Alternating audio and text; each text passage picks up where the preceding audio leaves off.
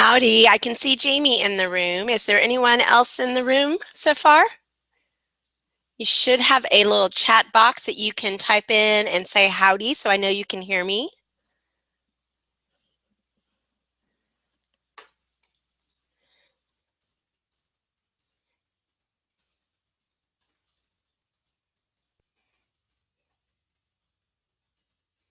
See if that worked a little bit for you.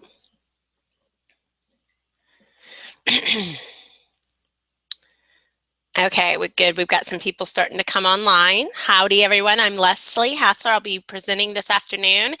You should have a chat box. Let me make sure that I have activated it for you.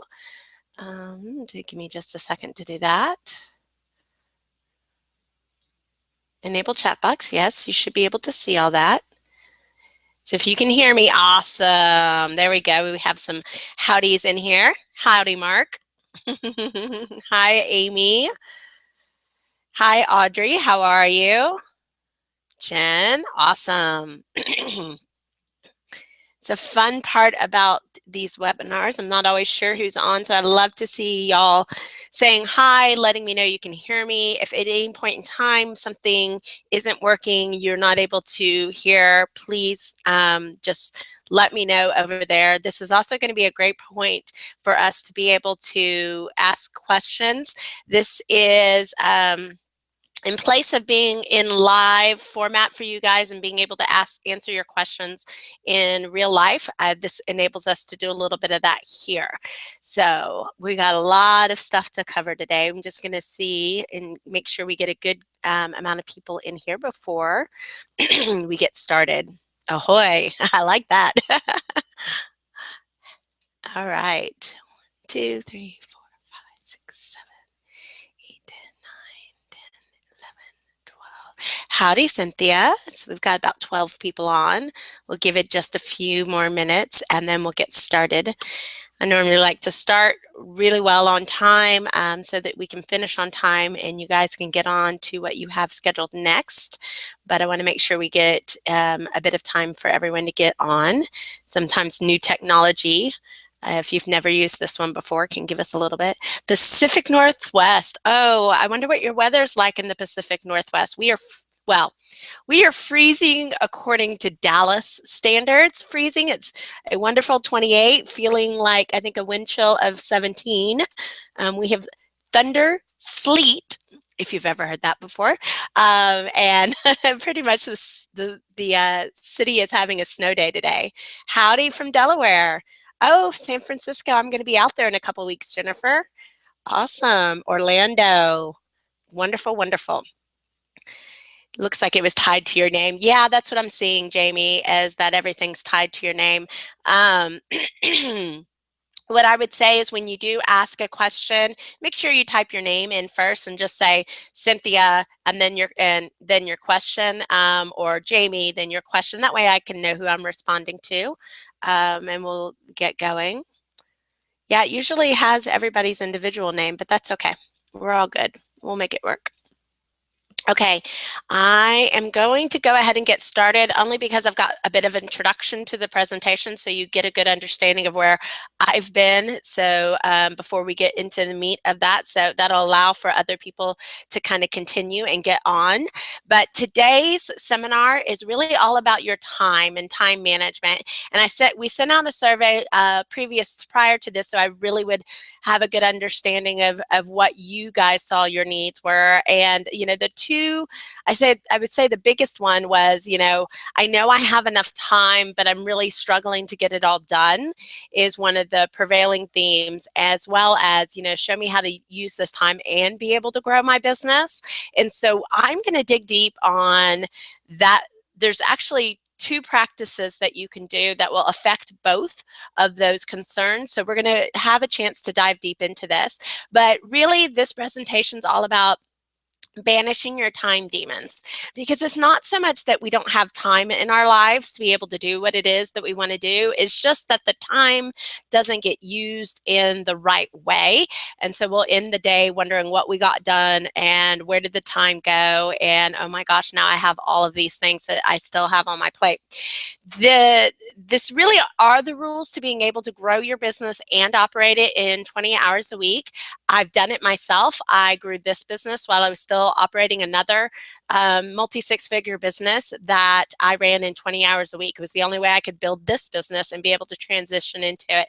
So this does come from the school of hard knocks, as it were, testing and trying and seeing what would really make sense for me. So I'm going to share a lot of that with you, as and these are the same principles I do share with my clients. So let's go ahead and dig in, and we'll get started,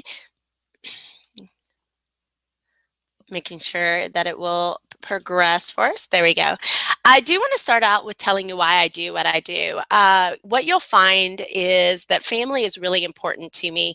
And the reason that it's so important to me today as an adult with children and in-laws and parents all around is because of this family here. Now, growing up, my parents were entrepreneurs. I don't know that I recognized it as a child, but they had several businesses and would kind of go back and forth between businesses and jobs, businesses and jobs.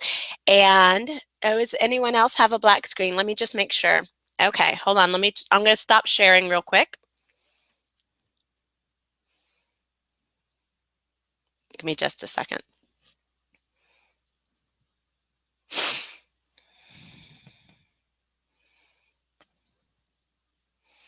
Okay, you should see my little headshot right now. Can I just verify that that's what you see?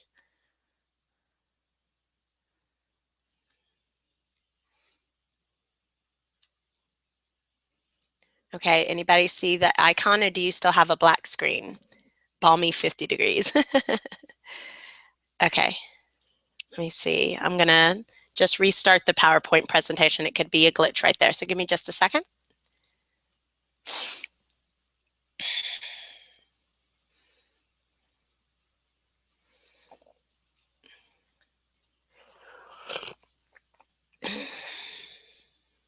Okay, I'm just checking one setting real quick. There's a setting that has to be there, and it's normally set that way, but okay. I'm going to go back and show you the screen again. Give me just a second to do that. Screen share. Okay. All right, do you see a picture of a family? I can see your icon. Okay, y'all should be able to see it. There's also a little bit of lag from when I talk. So I'll give it just a second. You should be able to see a screen says, why I do what I do. Is that what you see? Anybody? Anybody? Okay. Amy, if you're on here, can you shoot me a Skype message and let me know if you can see the correct slide? I have my VA on here as well because, you know, for 1,000 of these that you do that go great, that you'll have one that doesn't. So it seems like we have just a little winter glitch here. Yeah. Okay. All right. I do. Yes. Okay, good. My screen was not black though. I was able to see the fun light. All right. It looks like we're all back here. But basically, this is my family when we were younger. We did have one business though that really started to turn things around for the family. I mean, we were a poor family by a lot of ways, and this one business started to open up things like we could go on a road trip, or we could, you know, go to McDonald's, or, you know, spend a little extra money at the store. And that kind of ended when there was a moment in the business that an accountant embezzled $20,000 in sales tax money. And being that we were kind of on the edge to begin with, we just didn't have that financial resources to bounce back.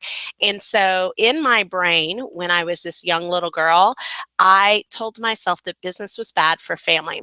So I actually stayed away from business for a very, very long time. I have a degree in journalism. I worked in marketing and advertising for about 5 or 6 years in the agency world, doing print and primarily print and interactive for my clients. So, if you've heard of Garden Ridge Pottery, if you're in Houston, you know Metro, that's their transportation system.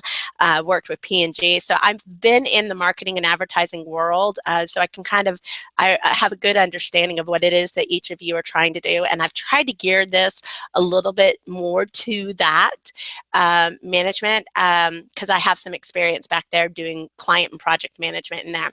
But as I started out into an entrepreneur role, and which is really where you guys are now within the realm of advertising and marketing, I kind of say that I started out as the accidental entrepreneur because I hadn't planned to be an entrepreneur. I sort of found myself being an entrepreneur, meaning that I was working contract in the interior design field. I had gotten a second degree and gone off to do interior design, and had been let go from another designer because designers really aren't the best business people, and decided I still wanted to be doing what I was doing and opened up my own business. And that was a case of let go on a Friday, filed paperwork for a business on a Wednesday. There really wasn't a business plan or some thoughts are really put into this business other than I can do what I can do for myself. And we were fortunate enough to start off, and within our first full year of business, reached 6 figures within about 3 or 4 months. And I honestly thought I was the shizzle. Thought I had this down, didn't understand what was so hard about business until the crash that we had in 2008, 2009, where we lost well over 50% of our business. And I taught, Jay, also, if this is being recorded as well, so you guys will have a replay as well if you're not seeing the slides. The slides at the moment aren't that important for what you're doing, so you won't be missing something. I've got a little quote here. That the accidental entrepreneur really kind of went into the failing entrepreneur mode where we had lost so much money. And my reaction to that was I must be doing something wrong, or I must not be working hard enough. And so for 2 years, I was in this realm of craziness. And I love this picture because to me, this is what it feels like to be failing in your business. It doesn't feel like being sad. It just feels like, for me at least, of being that angry and that upset that I was where I was. And for 2 years, I would search for conferences and books and try things that other people were trying, but it didn't fix the problem. Never seemed to work for me. And so I had a moment where I kind of gave myself a line in the sand and said, okay, this is it. You either get help or you get out, because this is not what business is about. This is not fun. And honestly, I was really tired of it. Going into this, like I said, we lost 50% of our income.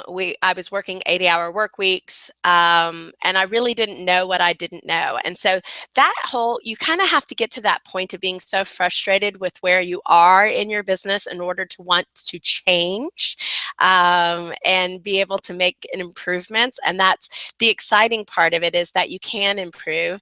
And here I am with Mr. Brad Sugars of Action Coach International, my coach, and another friend of mine receiving a business award, because when I decided to get some help and turn some things around, we actually grew back our business 150% in 6 months and won an international business award for fastest turnaround company to do so.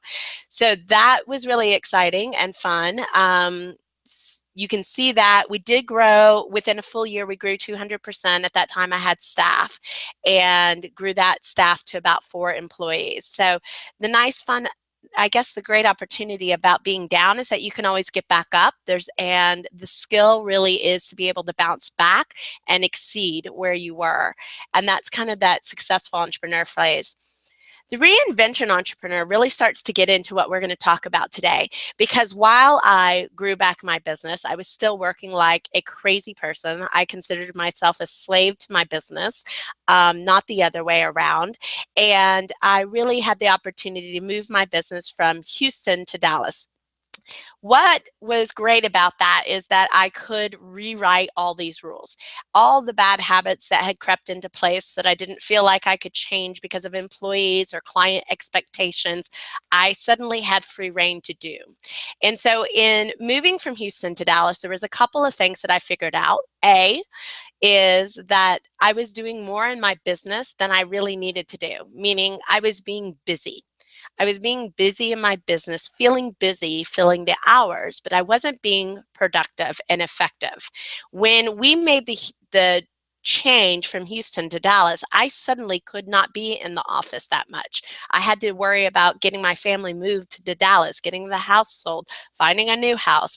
We moved to Dallas in right before the summer, and so for 3 months I was commuting back and forth between Houston and Dallas, and I just didn't have the time to do it.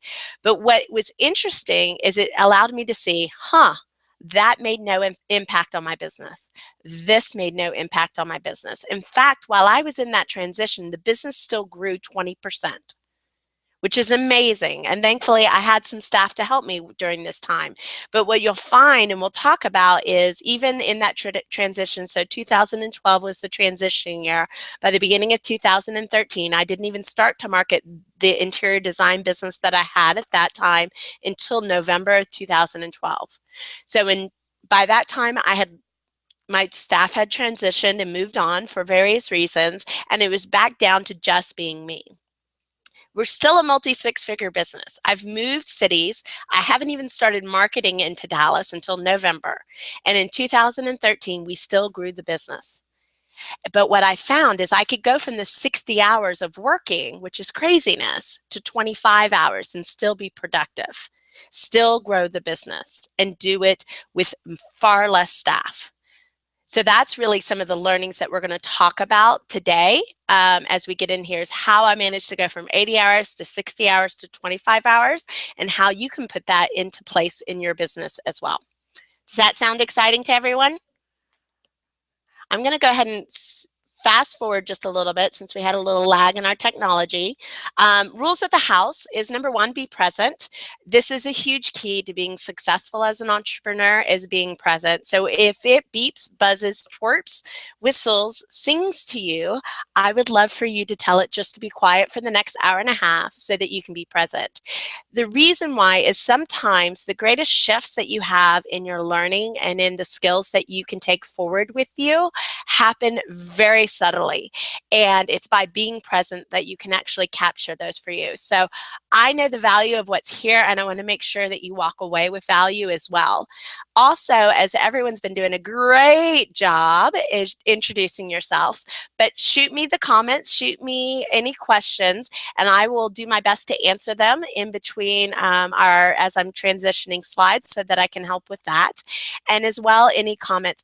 Your aha moments are exceptionally important.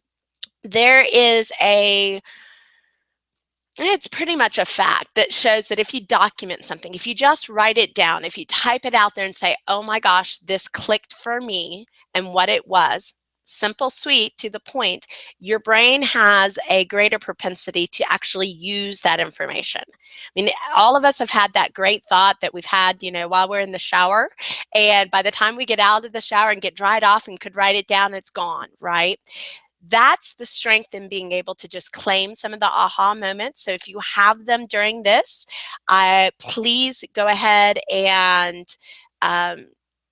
type them out for us. I'm going to stop. I do have somebody, Latasha, that's saying that she can't see the video. Are we still good, or do I have one glitch? Latasha, I will let you know there will be a recording, and you will get the recording. So it is recording off of my screen, and you will be able to see the video from there. But if anyone else is having issue with video, now would be a great time to let me know. Our time together really is about paying it forward. So I'm going to go as deep as I can, as quickly as I can, to make sure that you get some value from this, because that's my end goal. But know that there's more. Know that a lot of what I'm teaching you, I had to figure out over 3 years. It doesn't take my clients nearly 3 years once we're working on it, but it is a process. It is not so much like you can try on a new suit or a new dress and walk out the door with it. It's a bit like riding a bike. You know, there's a little bit of stumbling and picking yourself back up and stumbling and picking yourself back up. But the eventuality is that you're able to ride the bike and ride it smoothly. So know that this is a process, and I'll be happy to answer any questions and help you see through it. Okay, good. I've got some people that can see it. Latasha, I would ask you to go ahead and go out, reboot your computer, and come back in. That sometimes will help with that. And like I said, the recording will capture it all.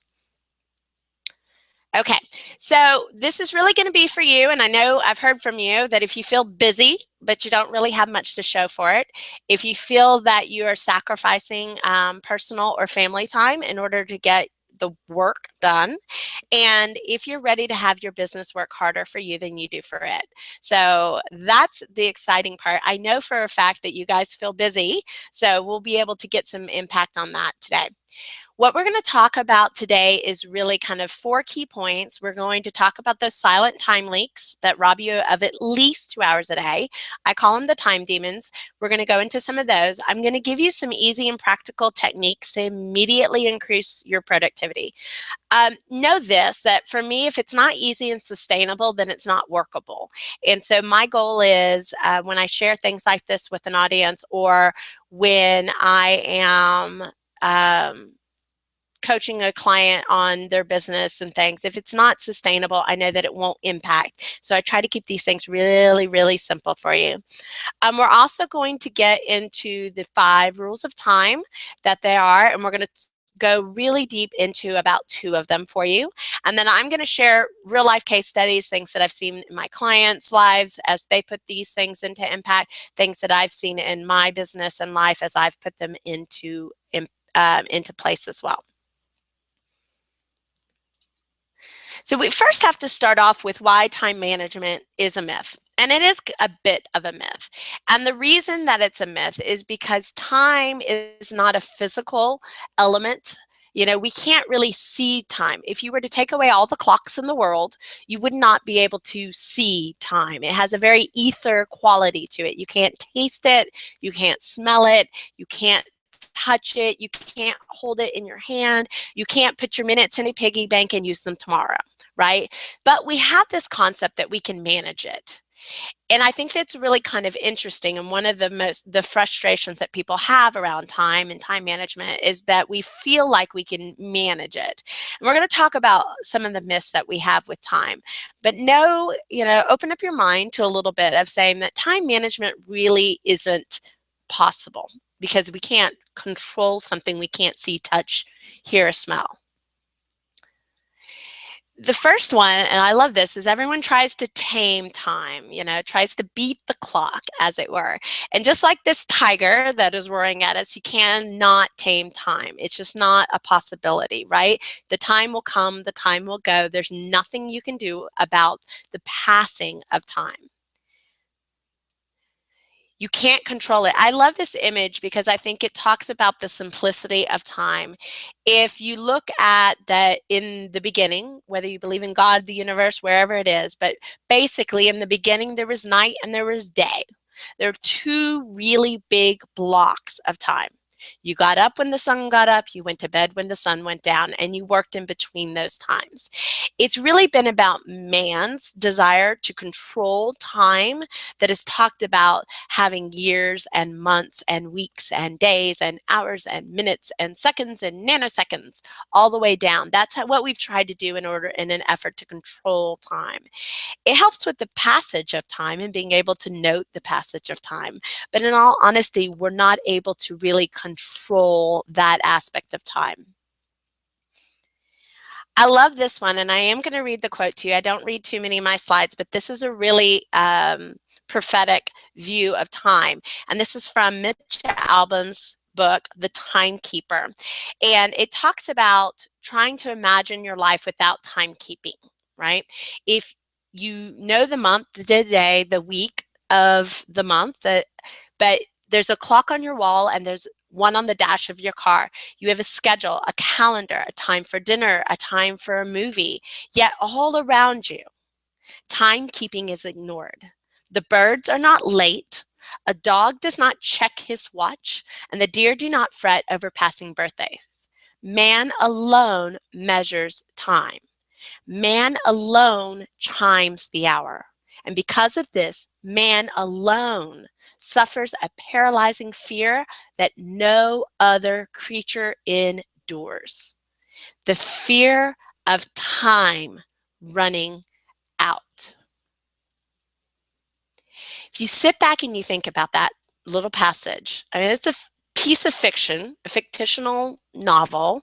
But if you think about that, if you think about your at 4 o'clock and you needed to be done at 3 and the anxiety and stress that you have, if you think about your maybe your concept of mortality, about the fact that we always feel that there's not enough time.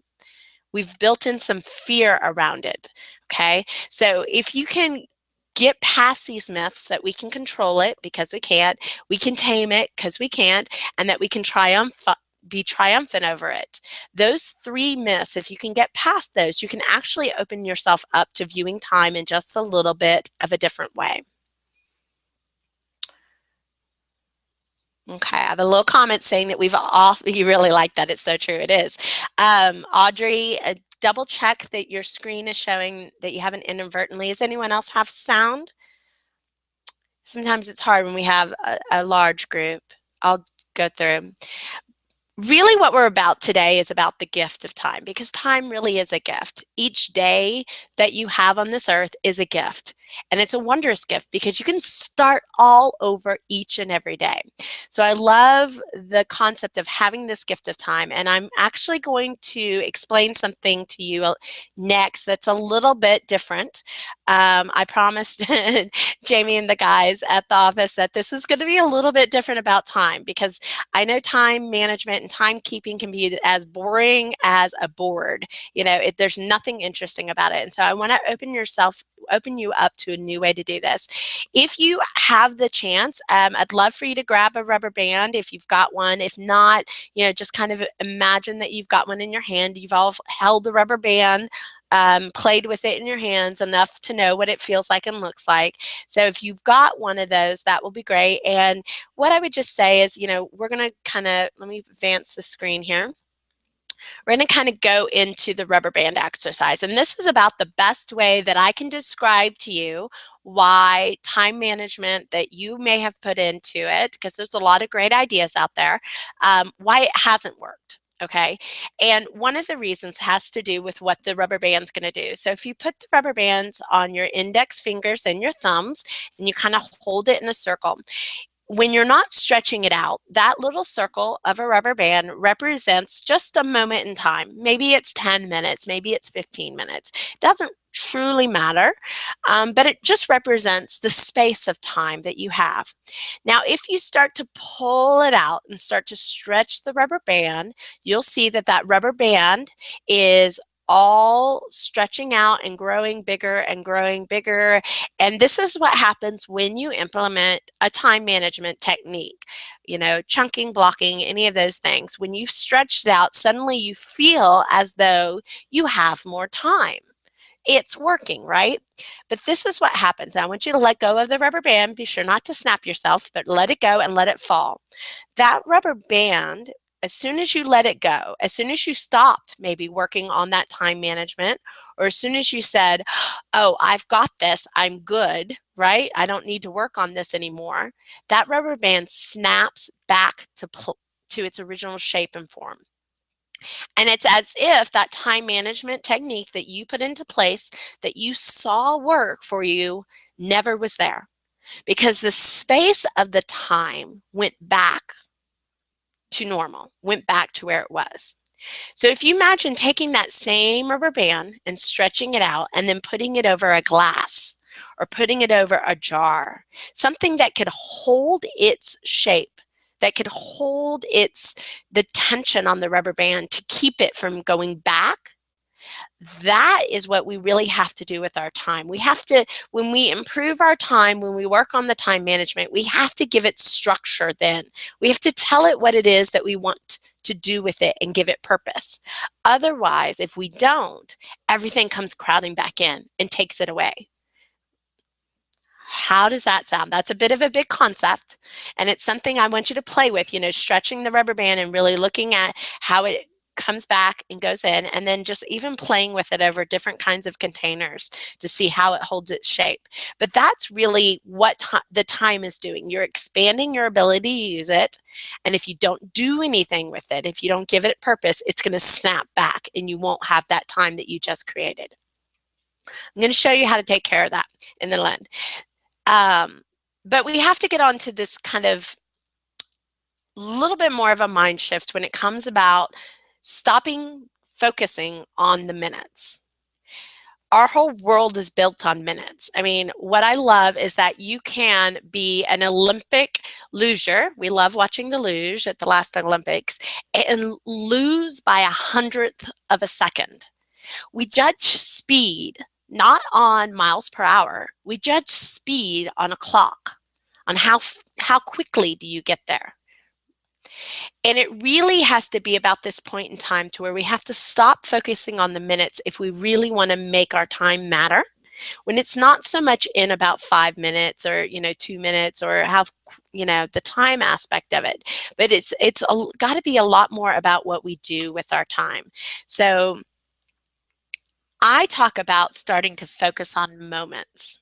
Okay, moments are when you've taken that rubber band and you've expanded it in your ability to use it. When I talked about being present on this webinar, I was talking about giving yourself a moment. And I feel like the moment is the best way to describe it for a couple of reasons. If you can think about the most magical moments in your life, what have they been? Have they been the birth of a child, getting married, starting your business, your first sale? What have been those really kind of magical moments in your life? And if you think about those moments, how long, like how many minutes did they take? It's almost an impossibility to really imagine, because what happened with that time was so important, was so either there was an element of creation, there was an element of happiness, there was an element of joy, there was an element of satisfaction that occurred in that period of time that makes it timeless. So when you've stopped to focus on the minutes, stopped trying to control the time and focused on more about how you're having time behave, your purpose and your intent with time, and using it in such a way to create these moments, you actually start to be able to, I almost liken it to elevating yourself out of the minutia, out of the crazy zaniness of busyness, and into a place of not just productivity, but honestly, higher contentment, higher satisfaction with what you're doing in your business, but also what you do in your life. And that's one of the great things that we're going to talk about in just almost there. So just remember that the best things about moments generally have a memory associated with them, generally have some joy associated with them, and have some purpose associated with them. So let's get into our silent time demons. And they are very quiet. They are very subtle in our lives, but I'm going to show you how pervasive they actually are. And you're going to have some eye-awakening moments. From everybody that's had this presentation has shared with me some of their ahas. So if you have these ahas, please share them with us out here. But let's kind of dig into who these silent time demons are and how they rob you of your day. So there's 5, and I had to personify them for you a bit. We actually had all the art created so that you kind of get an interest in them. But because they're so subtle and because we've invited them into our lives, you just may not see how much they're really taking from you. So their distraction, our kind of big bad ringleader, there's indecision, delayed action, difficulty, and division. And we're going to go into the first 3 here because it's most prevalent. So distraction is that drug that we invite in with open arms and we give it a warm hug. And if you think about it, the biggest distractions in our lives were originally intended to provide value and to free us. So if you go back to even voicemail, there was a point in time to where nobody had an answering machine or voicemail on their phone, and voicemail came around. And the intent was that it would, provide a way for people to leave us messages when we weren't available. And then in the 90s, we had email come around. And I remember my first email account. I'm sure you guys do as well. But our first email account, and suddenly we could email. Well, email was really intended to be a replacement for voicemail.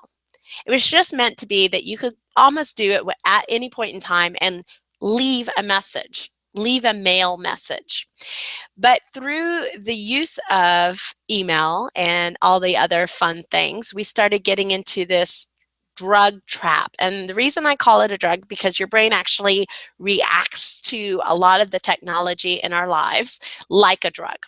And the scientific name is the variable interval reinforcement schedule. It basically means, because all of our interaction with technology, with our phones, with our email, with our voicemail, with texting, with gaming, with music, whatever it is, because of all the interaction is not regimented. Meaning, let's see, if you had an AOL account early on, you knew that anytime you got a message, it would chime, "You've got mail. You've got mail." And you would know that somebody had reached out to you. What that does in your brain is it says, "Oh, I'm important. Somebody likes me." The first time you got on Facebook and you started to get friends, your reaction was, "Oh, I've got friends. Oh, I'm going to go out and find more friends." And then you would go back out maybe in an hour to check to see if you had more friends. And when you had email, you would go back out in an hour to see if you had more mail. And it starts to become addictive because sometimes there's mail, sometimes somebody has left you a message or liked your photo, and sometimes they haven't. And you're a little disappointed when it hasn't happened. You're like, "Oh." When you check your phone and you're like, "Okay, what's my email? What's my Facebook?" And there's nothing new there. Your brain is a little disappointed. But because that first high of Facebook and friending and gaming and texting was so awesome, "Whoa, this is so cool," your brain goes back. It's looking for more. And so when we've kind of have these distractions, it's because we've gotten a little bit addicted to what's going on in our lives. It's actually something that is programmed into games, into Angry Birds and Candy Crush and Words with Friends, all of those things. That's why in Words with Friends, when you play a word and you're like, "But that's a word," and it doesn't take it, it's programmed in to give those moments where it's not predictable. Okay. So when you look at that, a lot of the tools that were meant to be fun, give us a little bit of relief, have us be, people be able to interact with us in a way when we're not available, has all become a little bit addictive. And it's actually quite programmed into it to keep you there. But if you look at past that and want to talk a little bit about what some of these stats are. So these stats are from 2013. I'll update them when the 14s come out. But basically, it is estimated that the average person checks their phone 300 times a day. And so I was like, wow, that's a lot of time. So I timed myself. How long does it take me to click my phone on, move it over? If I've got a password, take the password off, go to my email, check to see what's there, go over to Facebook, check and see what is there. So if there's nothing new, that's 10 seconds. Not a lot of time, right? Times 300 times a day. If you're the quote unquote average person, that's 50 minutes a day.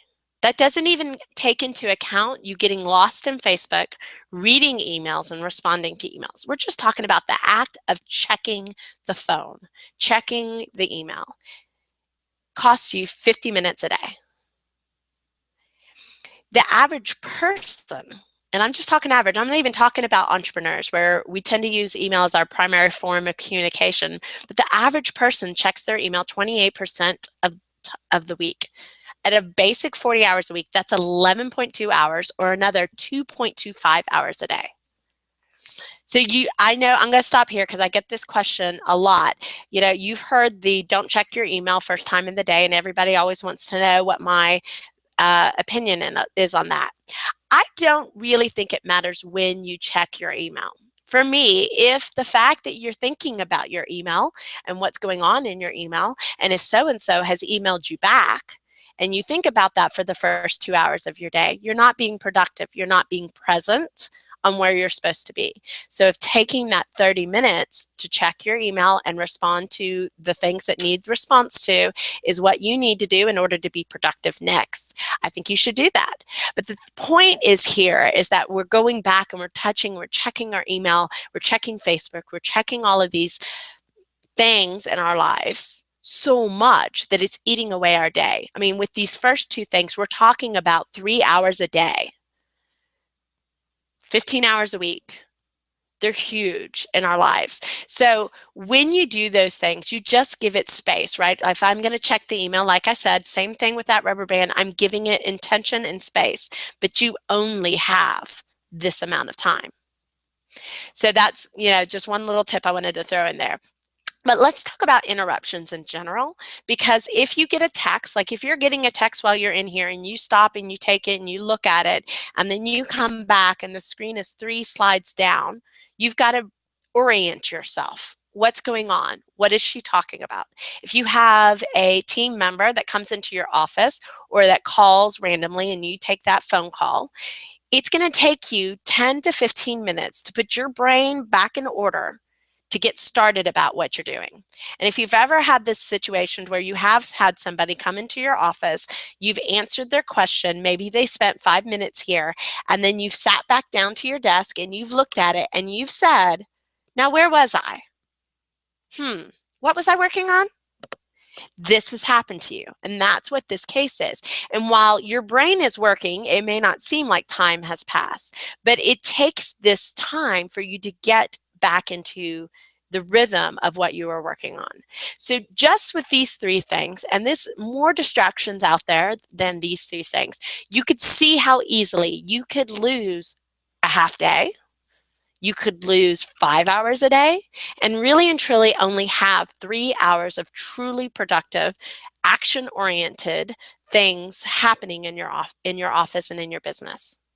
So that is kind of distraction. This lovely little graph just shows you what people spend their day on with the smartphone. I have actually considered losing mine. In fact, I downgraded. I no longer have the latest and greatest. I downgraded my phone in the effort to curtail some of this for myself because it is human nature to interact with it. The deadly twins are really about indecision and delayed action, who, also known as confusion and procrastination. And we're big music lovers in our house, so I love the line. In fact, we sing it to our children all the time and they don't like it, but it's, if you choose not to decide, you still have made a choice. So when we talk about indecision, we're choosing not to decide. And there's a really good reason for it. In the age that we live in, with all of our choices, with the ability to get on the internet and find the exact product to give you exactly what you want at the exact price you want to pay, that's a lovely convenience. But it tends to mean that we have to sift through a lot of other choices. And the statistic on this guy is that the average human is presented with 35,000 subconscious and conscious choices a day. That's one decision every 2.5 seconds. Am I going to wear the brown socks or the blue socks? Am I going to go right or left? Am I going to have the music on when I drive? I mean, those are some of the subconscious choices that you make, much less, should I go out and market today or should I go out and do sales? Which do I feel like doing today? All of those choices add up. And my opinion, although no stats out there to back it, but my opinion is that when you are a small business owner, when you are an entrepreneur, you have many more choices. So in a lot of ways, it's no wonder that we can't choose what's for dinner at the end of the day. We're worn out from all the choices. When we get into this trap of being worn out from all these choices, we really start to get into a stuck state where we'll delay making a decision. We'll put it off to tomorrow. And while the time that you lose in this isn't something that I could say you lose 3 minutes for every time this happens, but it delays, delays the action from happening. So what I know is, for instance, I have a client that has sat on a business idea for 3 years, thought about it, couldn't make a decision on a logo, and couldn't move forward in her business because she couldn't choose which logo.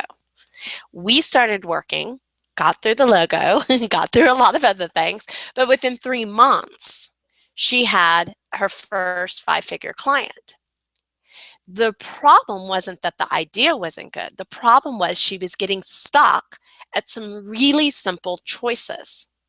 And that's what we kind of do to ourselves, is we get stuck at these really simple choices. So imagine her life if she had just been able to make that really simple choice 3 years prior.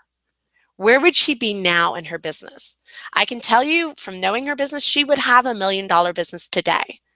So it's not that the indecision cost us minutes, but they really cost us years and progress in where we could be for today. So the coaching here that I have is that if you have one of those choices that you have not been making, it's time to make it.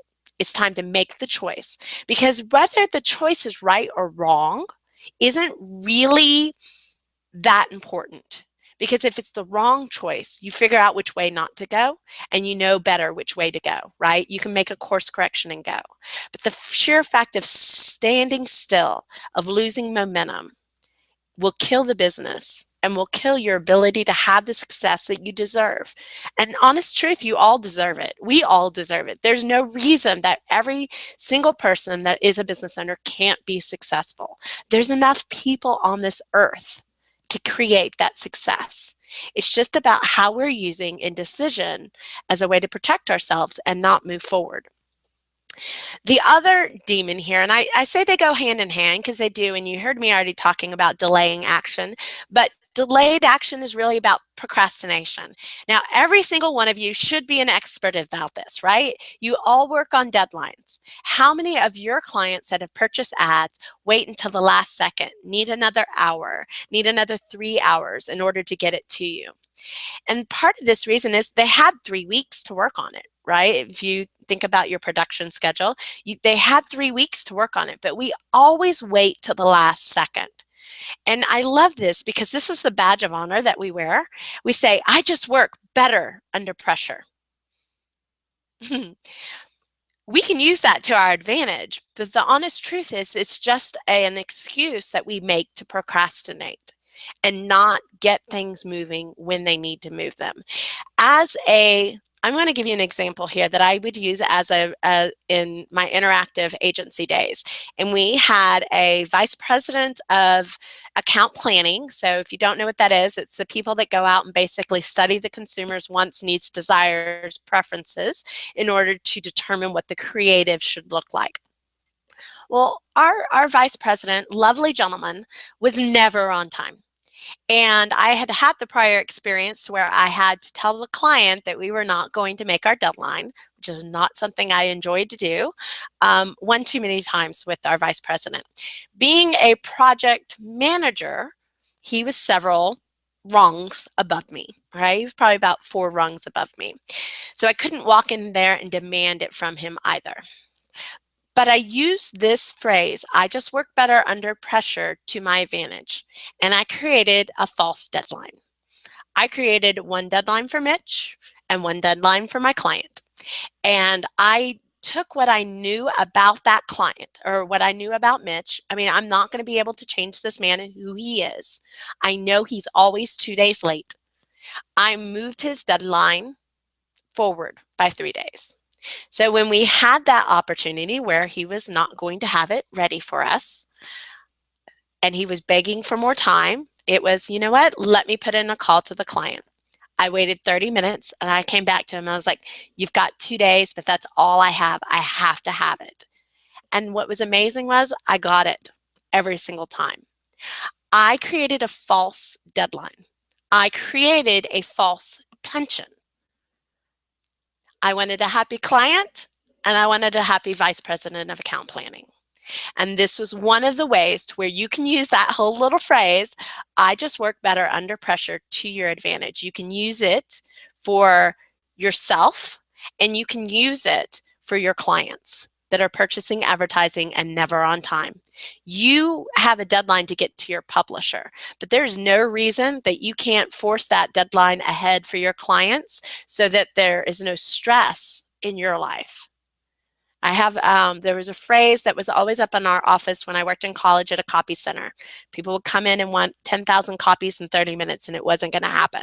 You know, so the failure to plan upon your part does not constitute an emergency upon mine. You create a situation to where the emergency isn't yours, right? You're not owning that aspect of it. You're still able to meet your deadlines. You're giving the pressure back to the client. There's nothing wrong with that. It's using tension and using deadlines and using procrastination to work for you. I do it with my husband. I do it with my children. I do it with my business if that's what we need to do in order to make sure everything runs smoothly. Because at the end of the day, I don't want to be the one up at midnight because of other deadlines that have come to me. So that's kind of something you might be able to put into practice for yourselves. You might be able to put into practice tomorrow. And it's a way that just works with human nature in a way that's just pleasant. It's just pleasant. So the next book that I have for you is called Outwitting the Devil. I always introduce this book with a bit of a caveat. So Napoleon Hill wrote this book after he wrote Think and Grow Rich, which you probably have heard about. You probably have not heard about this book because it wasn't published until after his death. And the reason why is that his wife was very worried about the contents. It's not so much that it was scandalous. It's just that he has a definite opinion against the church and against education in a way of moving humans forward. And so if you can read this book with a grain of salt and see through to some of the clarity that is in this book, it's actually an eye-opener. And the quote that I have here, and I know you can recognize this, but it talks about laziness, so being procrastination, and indifference, being indecision, the inability to choose and therefore not choosing, is drifting. And when you allow those two time and demons to dominate your life, you really just drift. You know, you say about the same place. And I kind of liken it to being on an ocean. You know, the cycle of a wave is only just a circle. You're never really moving forward. You're just moving around the circle and just kind of hovering around the circle. And you feel like you're going up and then you go down. Okay. Well, that's what this drifting concept is about.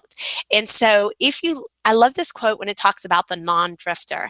And he always talks about that non-drifter is engaged in doing something definite through some well-organized plan, which is definite. He's a major goal that he's always working on and some minor goals. He always leads towards his central scheme. The tone of his voice, the quickness of his step, the sparkle in the eyes, the quickness of his decisions clearly mark him as a person who knows exactly what he wants and is determined to get it, no matter how long it may take or what price he may pay.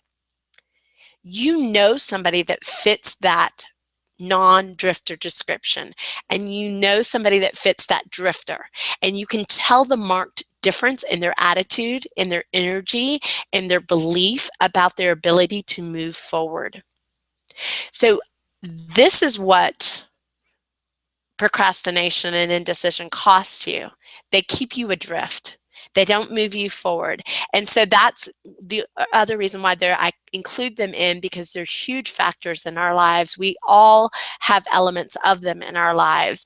And even I do, and I have to kind of shim myself up and eradicate that from my habits so that I can move forward in my business. Because if it's in one area of our lives, it tends to be in every area of our lives.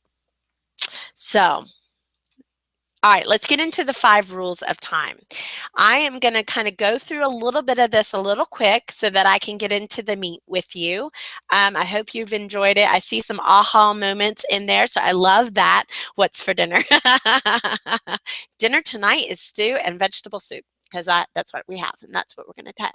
So really, the 5 rules of dinner I'm sorry, I have dinner on my mind now. The 5 rules of time are: First, rediscovering the freedom of college, utilizing time blocks and targets, liberating yourself from the chief cook and bottle washer role, exercising the being flexible yet firmly rooted, and then sustaining tension. So we're actually going to go into the first two. I'll give you a couple sneak peeks and comments about the first three, but I want to kind of dive into the first two. So college bound. I love this little concept. Most people who have attended college in some way, shape, or form, if not, you probably have a good concept of it, that you have classes, you get to choose when your classes, you redesign your schedule every semester depending upon what your goals are. Now, way back when, 20 some odd years ago when I was in college, we did not have all these nifty tools that actually make it a heck of a lot easier to figure out your schedule. But you would have to sit there and go, okay, you'd map out your week, which classes you were trying to take, you'd map out the labs, oh, that lab interferes with this class, so I can't do that there. And you would work this perfect schedule. And it would take time, and then you would hope that during registration you could actually get the classes. So you'd have to, get a plan B. Okay, if I can't get this one, then I can move this one. I have to get this one, so I need to register for that one first. You had a plan, right, that really set your time. Somewhere after college, when we start getting out into the corporate and business world, we get into the mindset of 8 to 5, must be 8 to 5. Must be. If you're not at your desk at 8:01, you're late and therefore not doing anything. If you're not busy at your desk, then you're not being a good employee. When you come back out into entrepreneur land, into owning your own business, excuse me, you have to go back to college in some ways. Because if you don't go back to college, you'll get stuck in the corporate mindset when it comes to time management, and it doesn't work as well out here in the Wild West, if you will. And this was something that literally, after I had been working on all of time and things of that nature, I had an aha moment that it was like going back to college. And that made it so much easier for me to really understand what I was trying to do with my time, and understanding that the schedule that I set does not have to be forever. It can be for a finite period of time. Even almost all of us could go through a semester. It may not be our favorite, but we could go through it and get it done. And it really kind of opened my ideas to things like where I put workouts in. It's really easy to work like I said, I was working 80 hours. I wasn't working out. I wasn't taking care of myself from a health perspective. I have reasons I need to work out, but I wasn't. And then I would feel bad if I decided to work out at 9 o'clock. When you go back to college with this concept, you start getting a little more freedom around managing your time, your schedule, and what you're doing with your time. And so if you can do that with me, the next two things will actually make a whole heck of a lot of sense for you. All right. So the first is we move on to kind of utilizing the time targets and blocks. And Jamie sent out to you guys today in an email a time tracker worksheet. And I'm going to kind of go here, and then I'm actually going to change screens and work one with you so that you can kind of understand. But basically what this time tracker is you're going to do a little bit of record keeping. You don't have to do it long. You can do it for 1 week or 2 weeks and really get a sense of where you're spending your time. So if you were one of those people that raised your hand and said, you know what, I have enough time, but I still am not getting things done. If you said, I have too much to do and not enough time, this is really something you need to do.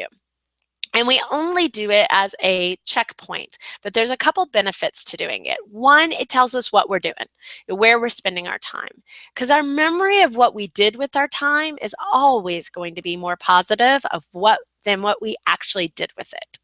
Okay. The second thing it's going to do is it's just going to show us opportunity for growth. And the third thing, like I said before, by saying you have an aha moment, it helps cement it in when you're responding on the chat board, all of those things. It helps your brain actually take some of this information and do something with it. But when you start to track there's a little magic that happens.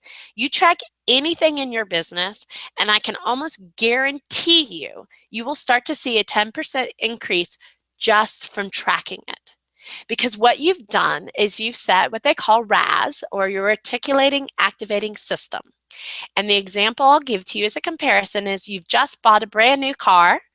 Maybe it's a silver Honda. And before you bought that car, you never saw any silver Hondas on the road. And after you bought that car, man, there are so many silver Hondas, and there's like everyone went out and bought them the same day that you did. It's not so much that everyone went out and bought a brand new silver Honda. It's that because you have one and because you can see it, you start to notice more of what's going on around you. It's the same thing that happens when you track any element of your business. So if there's an element that you are not happy with today in your business, start tracking it. Even if it's just a little bitty notepad and you're just counting ticks about how many phone calls you made today or how many people called you back, whatever that element is, just by tracking it, you'll have a natural tendency to improve it. So that's why I like the time tracker. This is something that typically you do, then you'll set your time targets. And let's say you go on for 3 months and you're doing great. And then suddenly you feel like you've slipped, like that rubber band starting to, get smaller and smaller on you. Do this again. Okay. Just as a checkpoint. But you have one in your email inboxes. And if not, we'll make sure that you get another one. But I'm going to switch screens real quick and I'm going to show you one and just kind of make sure you really get a good understanding of what it is. And I show you how to use it. So real quick, easy as can be, but you'll see there's a date area, there's a drop down. You can start it whatever day, and when you change the months, you'll see that says it's Wednesday, so you'll want to go back to Monday being the 11th. It's going to update the dates for you. Love to keep it easy. And you're just going to fill out your time. You can do it electronically. You can print this out and do it by hand. I don't care as long as you do it. And then at the end of the week, what's going to be key is that you kind of give each of these days a category. And guys, don't worry if you're afraid you might forget. There's directions up here, but I wanted to walk you through it so you had a good understanding. And you give each time block that you're doing a category, and you only need to write down enough so you understand it. If you were going to look back at it 3 weeks, you would understand what your note meant. And then you're going to add up how much time did you actually spend doing administrative things. And I give you a little description off to the side. My mouse isn't quite at the same area. Okay, there we go. Give you a little description off to the side. And then you'll see I have a time goal here. So the time goals are just a rule of thumb. You may have some weeks to where you're heavy on training because you're at a conference for 3 days. You may have some weeks that you are heavy on administrative because it's time to get your taxes ready. It's a flexible system, but typically for a normal business in what I would call a maintaining slight growth phase, these time targets are going to work for you. We've done this, and if you do it actually electronically, the worksheet's set up to add up your hours that you've used and be able to tell you where you should be and kind of give you a comparison. So I'm going to switch over to another sheet real quick and show you what that looks like. Does that make sense for everyone? Any questions on that? I'm going to see. I need to close this one.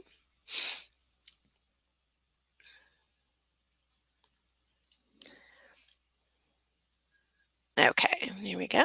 I'm ready to go here. All right. So basically, if we were to fill it in, and I just kind of played with it a little bit, what typically happens is people spend a lot of time in the administrative area. So I wanted to reflect that. They spend very little time actually trying to grow their business. They might spend some training, marketing, sales, those types of things. And if you scroll down, there's actually client management and project management as well there. So, but you'll see towards the end that it has some time targets based upon the total hours spent. So I basically, for this next phase, did one based upon the recommendations that you have of being able to operate your business between 10 to 3, and based upon some of these time tracker time goals elements. So do you want to see what that is? Because that's kind of our next step. Is everyone with me? It's hard for me to see head nods or haws. So if a couple people just say, yeah, that makes sense, then I'll feel good about moving forward.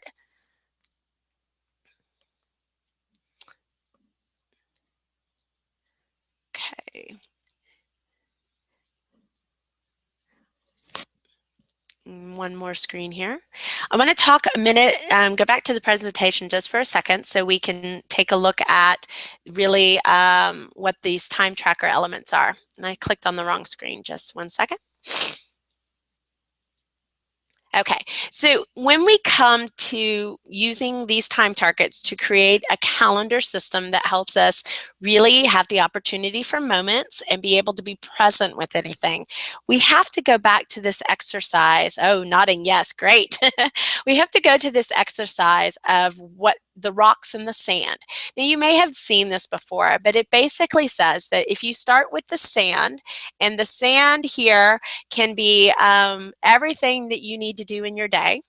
You know, all the following up with phone calls, getting text is small and time tracker, yeah, you'll be able to see it a little bit better in real life. But when all the minutia that tends to get in our way, whether it's Facebook marketing, whether it's, you know, asking for the fourth time for an ad, all that stuff, if we worked on this stuff first, it kind of clogs the valley, right? It doesn't allow for our next bigger chunks, which might be marketing and sales, things that drive our business forward. And then it definitely doesn't allow for what I consider to be the big rocks. Now, at the beginning, I talked to you about family and the influence that family has on my life. And a lot of you guys are dealing with family related publications, and this business is really set up for you to be able to run at a part-time basis. Well, all these big rocks is all that personal stuff for me. It's the working out, it's the making the soccer games, it's the picking your children up at 3 o'clock if that's what you want to do. It's all of those elements that really help to define your life and really make the hours that you spend in your business be that more productive. When you put these big elements in your business first, and then you add in the medium elements, and then you fill the sand in second, you actually can fit everything in your life. This feels like I'm so busy and there's not enough hours in the day. This is the second jar is I'm in complete control and can get it all done. So that is where we're going to start from. And yes, I see that the text on the time tracker did appear small. You have a real life copy in your inbox or shall very shortly, so that you can really kind of take that. And like I said, because the presentation is recorded, you'll also be able to come back and re-listen a little bit to it. But I want to kind of take that next step forward for you guys and really talk about the concept of a calendar. So this is just a visual indicator. I'm going to actually pull up another one for you because I want us to use this next. And like I said before, okay, if you'll bear with me to go back and forth between screens, I'll make something a little bit bigger for you. So hopefully you can see. It's just the translation between the webinar format and screen format. So, okay, give me a second. We're going to go over there. Okay. Okay, so you should be able to see just a really blown in version of the time tracker where it talks about the administrative, our total hours, what would be considered administrative type skills and tasks that you would do on, and then it kind of shows you a little bit lower what the working on the business is. So we're going to take these time totals and categories. Like I said, what I did is I just took your time goal of 5% of your week, with the total recommended hours of 25 hours. And I worked up basically what a calendar could look like. Timekeeping is all about, looking back on things. Time planning and really giving containers to what it is that you have to do in your business is a very future forward type thing. And here, basically what we worked out is that from a client or project client management, you probably needed dedicated about 12 hours of your week to that. Your sales about 2.5, marketing about 5, of training about an hour or so, planning for the growth of your business, actually having time for that. So we had 2.5 hours, and then admin being at 125. So one of the things that I kind of do, because I can hear the question, is there's some admin related things to client work that goes in project management. That's what that's about. But I'm talking about admin to run your business, the email management, the things that are a little bit higher in that kind of element. But basically what I did is I said, here's one potential. Okay.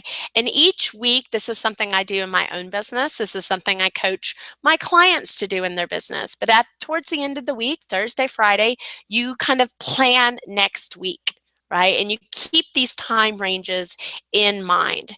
And what's fun about that, I say fun, I think it's fun. But what's fun about that is it gives you a lot more flexibility as to how you can use your time. So let me see if our technology will work with us. Just one second.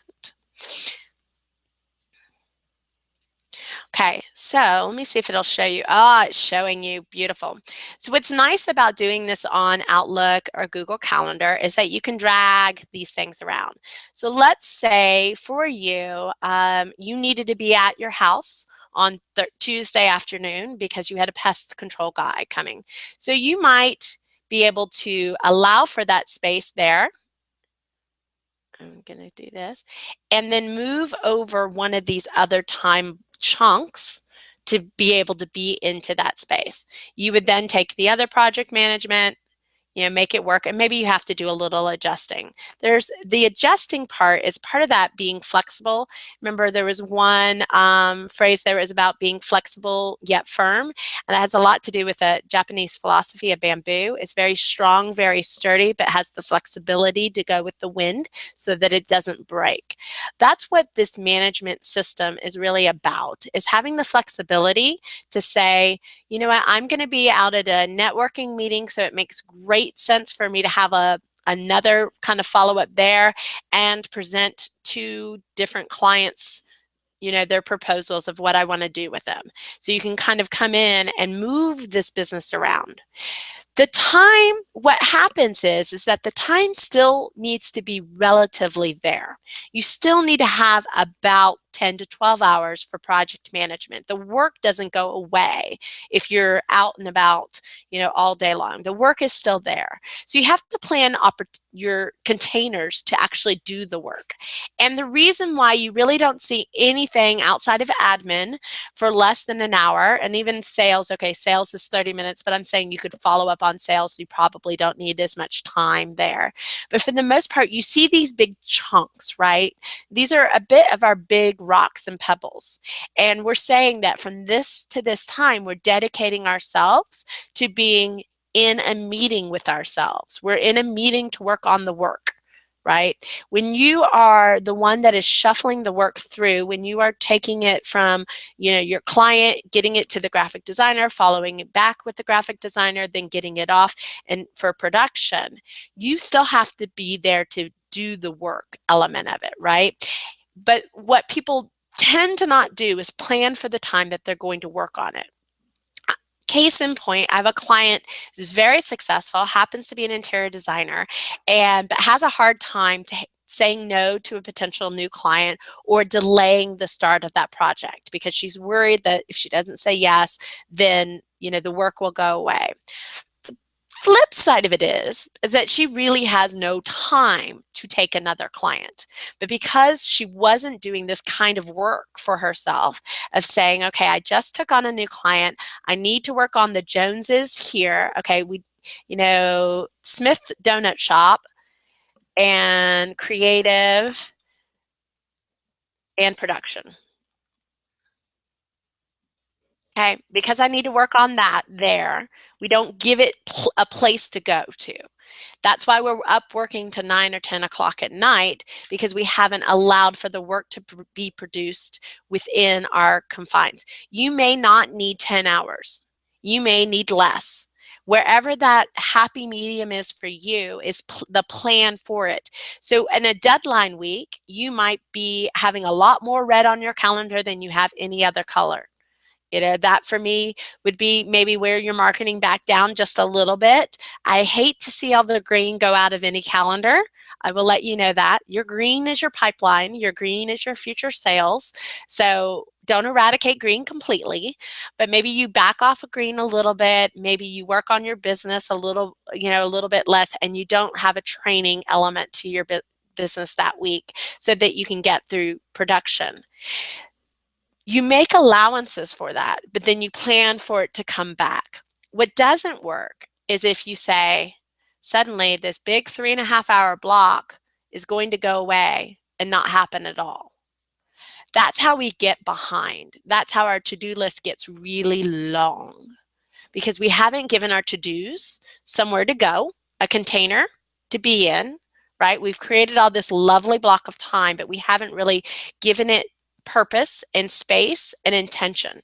So if you've got that and you start to put in, okay, on Monday, I know I need to work on these 4 clients, even if you just do nothing more than I need to work on these 4 clients in this description phase, then you know how much more work you've got. Okay, that means then I need to go and do the next 2 clients here, then 3 clients, and then you know what? I'm done for the week. So I don't need this time here. What else could I use that as? Could I go have lunch with my child, at their elementary school? I don't know if middle schoolers like that. I only have them elementary kids right now. But you can see how this starts to be a system that you really can use. It's easy to do. I do recommend that it's color coded so that you can see across your week, that you know that you have some marketing going on in sales, that you know that you've got client work being happened. But you see, like, okay, we do have this 30-minute blank spot, which I'm fine with in all honesty, but we don't have this 2-hour blank spot here. Because then when we have that 2-hour blank spot, what happens? Either we increase this, but we're not really productive at it.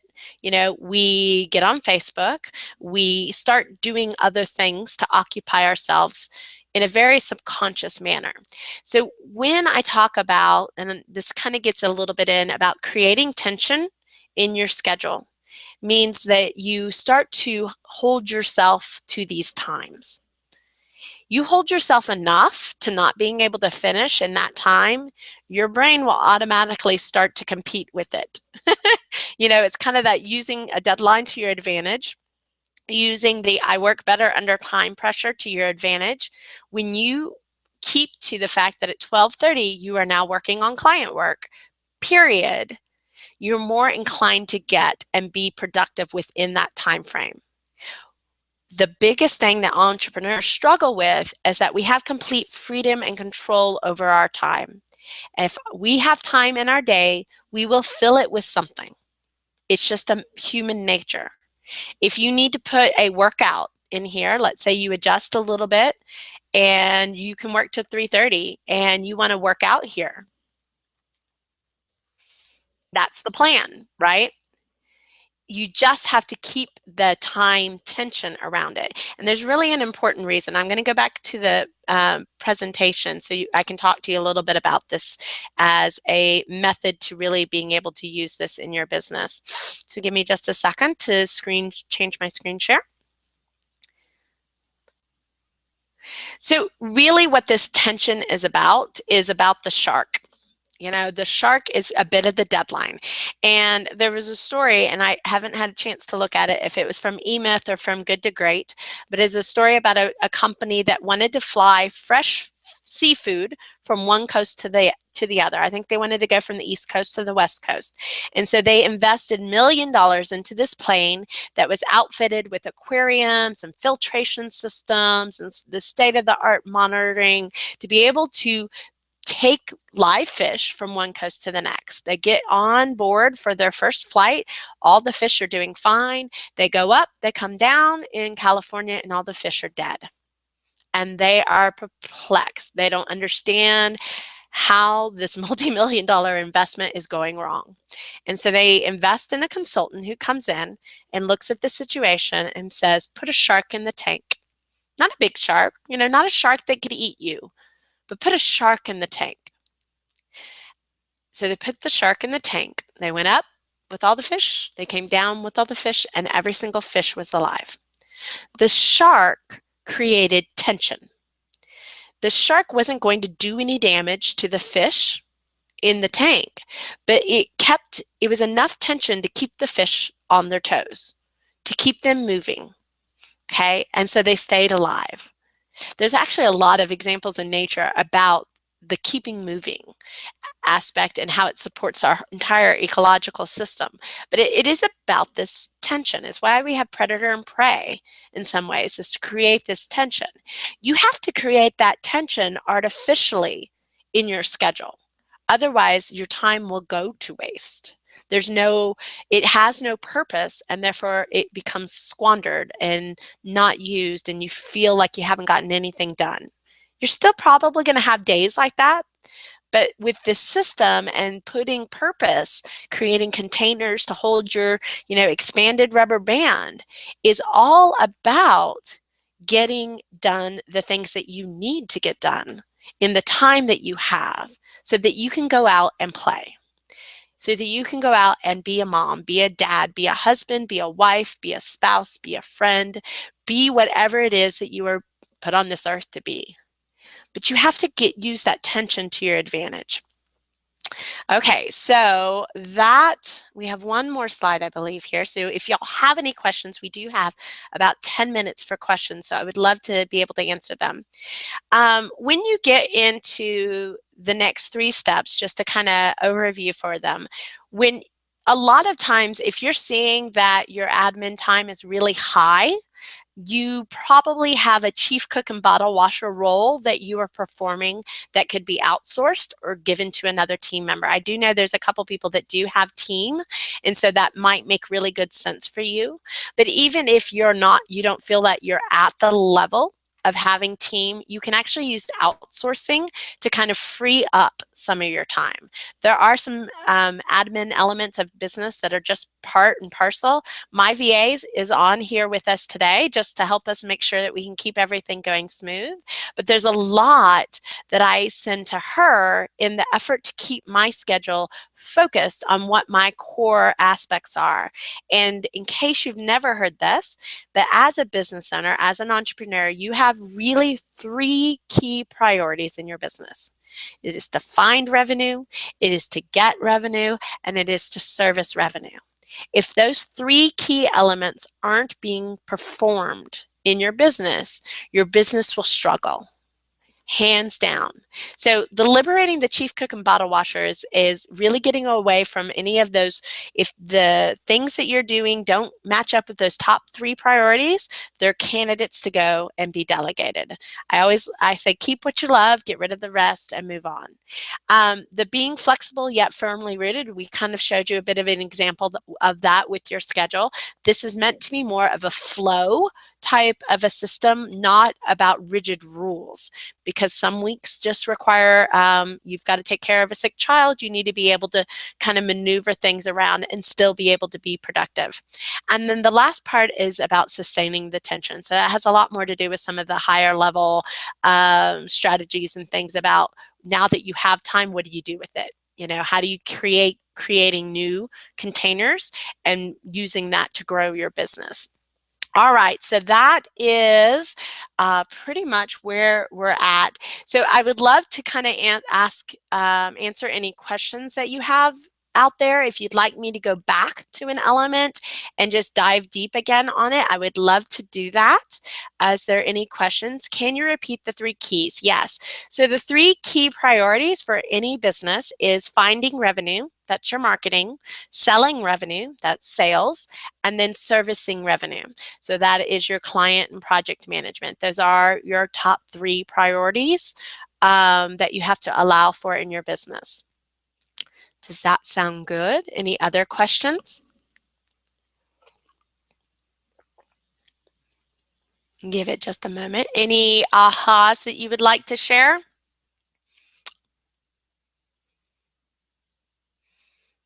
The real Jamie in the room, is there anything there that you thought that your publishers really that hit you home as a great idea that you'd love to see implemented, or even something that you're going to change about how you deal with your time?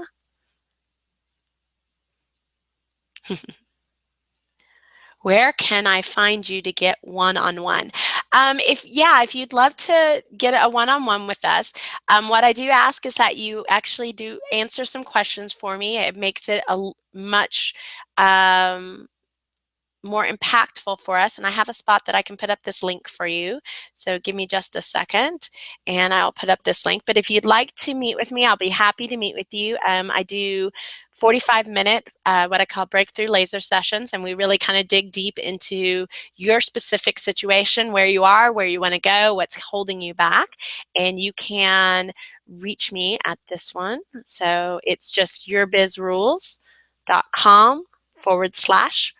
Let's see, /app app.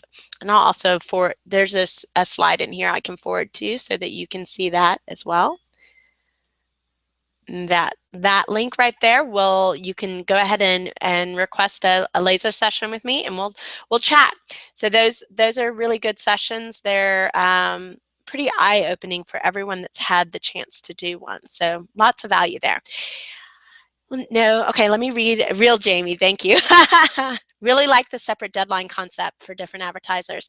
Yeah, it's just about managing the client, right? And they're going to have a deadline one way or the other. So to me, it's not important if it's on Thursday or Tuesday, but it sure makes my life a heck of a lot easier if it's on Tuesday. So that was definitely one of the ways then, especially in the advertising world where everything seems to run late, that I was able to get and keep everything organized. Okay, let me read Cindy's questions here. I have known that this is what I needed to do, but didn't know how to organize it. Thanks for this. Good. I'm glad. That is impactful for you. What do you recommend for calendar? Do you recommend Google Calendar? So, I use Google Calendar because I'm not on Mac. So if you have iCal, you can do the same thing. If you're an Outlook diehard, you can do it on Outlook as well. I like Google. I have been in Google for a very, very long time, all the way back to my first business, so easily 7 or 8 years. I just like that it's completely integratable with everything that I do. It integrates with my scheduling software. It integrates with a lot of different things. So I use it both. When I'm at my desk, it's in the web browser. When I'm out and about, it's an app on my phone so that I can, at least keep a good indication of where I'm going to be and where everything is. But case in point, when I do networking, I have a limited time that I really will do networking, because networking can be one of those time sinks that don't produce. And so I only have like hour and a half of networking that I allow for every week because of my marketing plan and all the elements that go along too with that. So it might mean that I can't meet with somebody for 2 weeks. If it's a hot lead, if I think it's a great potential client or a great potential partnership, I'll use that flexibility but rooted kind of schedule and move some things around to allow me to do it. But that's why I like having it on my phone and on the web. So we all tend to waste time, so the time tracker is going to be great. It really is. It really is. And I even had a client last week where she's readjusting her schedule because she's got a daughter about to give birth, a daughter in middle school, and then a son that just graduated, and she wants to be able to travel to visit him. And it's really going to be the key to her running her business on 20 hours and still having business, and that's the other aspect of it, is that you can go too far if you haven't allocated enough time to marketing and sales. Okay, what type of phone integrates with Google? Yeah, when I had an iPhone, I had the Google Calendar on my phone as well, so you can use it on to either one. I have an Android now, so that does work. I'm really in the set of working to get clients and it's driving me crazy. Do you have any rules that will help me get clients to want to advertise? It's a mindset. It's when it comes to anything we do, when it comes to me finding clients who want to work with me, it's about finding the right mindset and being able to have the tools that you need to do to overcome their objections. So everyone has objections. If it's driving you crazy, you probably have heard more than your fair share. So I would say step one is designing your sales presentation, or at least the conversation that you're engaging with people. When you're walking into the store, it's not like you may be setting up your PowerPoint and going, but you're going to have a conversation with people. Is start to find out what those objections are at the beginning so that you can start to mitigate them early on and move them to a position of yes. So it's a sales process. I'm trying to think if I've got something that I can just send to you. I have a whole nother presentation that's just about the client aspect of it, but it really is about if you can identify who your best clients are, find out what their key attributes are, especially in mindset, get the objections out of the way in a positive manner, and then move them to an easy yes. So a lot of times people can't bite off a big, they got to bite off a small first. It's finding a way to, maybe I personally from an advertising world know that one ad doesn't do anything for a business. So if you have statistics about that and even can show how 3 ads increase the likelihood of something being impactful, then that's another good way to upsell and be able to get that. Sure. Jamie has asked, I know we're at this time, we're at the end. I can stay on for another 10 minutes. If you need to leave, completely understand. I'm going to answer Jamie's question. For those that do not know how a virtual assistant works, can you speak about that? I can. I love my VA, Amy. She's awesome, and I couldn't do what I do. But basically, a virtual assistant is somebody that can help you in anything from following up with emails and phone calls to confirming your schedule to, for me, what mine does is actually handles a lot of our back-end Infusionsoft system. So we have a higher end CRM system that necessitates a lot of management and a lot of skill in getting in there. So every new email that I write, she then does the production aspect of it. She helps with our podcast. She helps with the website. So my VA does some admin, but is much more about marketing and the online aspects that we have. You can hire somebody to do something as easy as researching every small business in a 1 mile square foot block on such sites as Elance and Odesk, and they can do it for you for like $25. And you can pit off some of these little bitty things that would take you hours to do that somebody's willing to do for $50 and be able to get it turned around to you within a day or two. Alina, thank you so much. I look forward to you reaching out. Kelly, thank you for joining in. I understand you got to take time. And then let's see, any other questions that we might have out there? Let me make sure I didn't lose one here. Okay, I'm not seeing too many other questions. I'll give it just one more minute if you have one last chance. Again, if you'd like to talk with me about your situation and where you are and how you can get the time in control and being able to grow your business, I would love to chat with you, and just have to give me a little information before we get on the phone so that I know what we're talking about and I can be better prepared. Sally, thank you so much. Okay, well, I'm not seeing any more questions, so I'll kind of wrap it up with that with now. I hope you had a lot of value from today.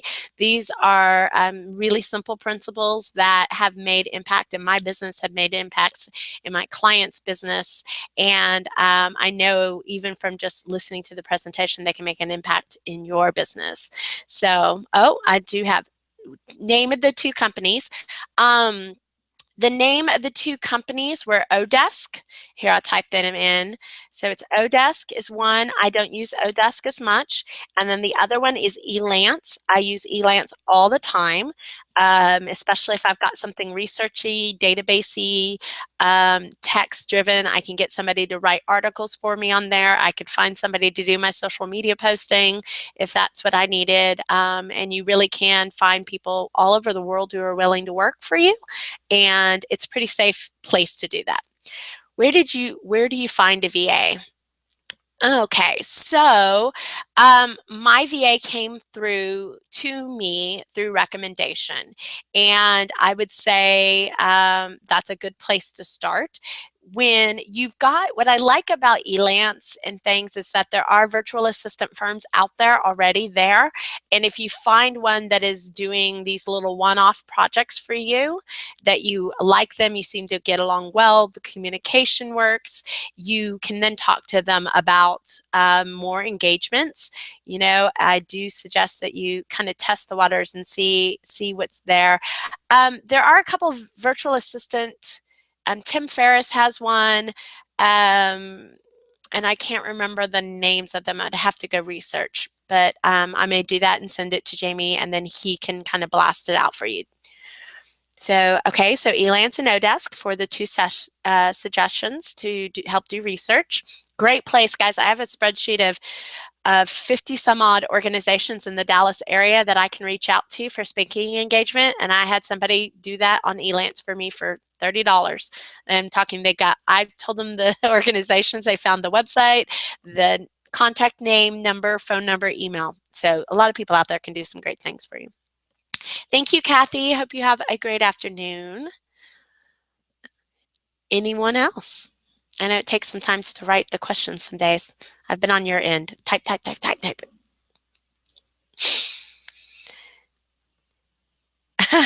Good, I'm glad. All right, guys. Well, with that, we're going to kind of wrap up. Would love to hear if you had something profound and want to shoot it to Jamie and the guys, and they can shoot it to me. I'd love to hear that feedback. That way I can make the presentation be that much better for the next time that we have that. That is all for today. I will kind of leave you with a parting word here, and let's see if we can wake it up. But you don't have to be great to start. You just have to start to be great. Any action is good action in my book. It leads you that much quicker to the path that you want to take. All right, guys, thank you so much for coming today. Thank you so much for being online, and we will talk with you soon.